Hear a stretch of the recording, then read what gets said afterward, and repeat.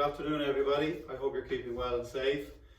This week I'm looking at a video that shows you how to control your flight and yardage with the wedges. Stephen did a similar video on how to hit a punch shot with a medium iron this week, and I'm really trying to show you that you can apply the same theory to your wedges. So I've got two wedges here in my hand. I've got a 56 and I've got a 50, and I'm going to show you how you can hit your 50 degree the same distance as your 56.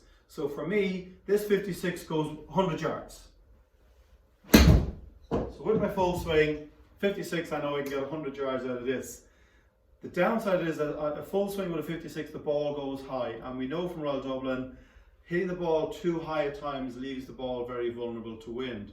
So I'm going to show you how you can hit 100 yards with your next wedge down, be it a pitching wedge or a 50 degree, maybe gap wedge. And all we do is apply the same theory as what Stephen has said. We narrow the stance, move the ball back if you want, that'll keep the ball flight down, but really trying to curtail the movement of the turn and the transfer. So we spoke about that last week in terms of getting power and direction on the driver.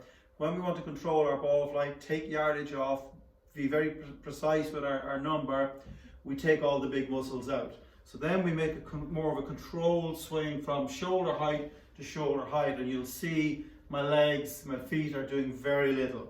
So when I make that same swing,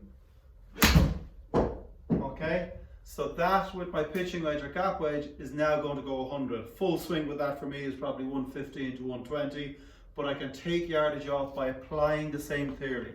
So we'll go through that again. Okay, so shoulder to shoulder, curtailing the lower body movement. There, there. And that will keep your ball flight down, keep the ball strong in the wind, and not leave it vulnerable up in the air.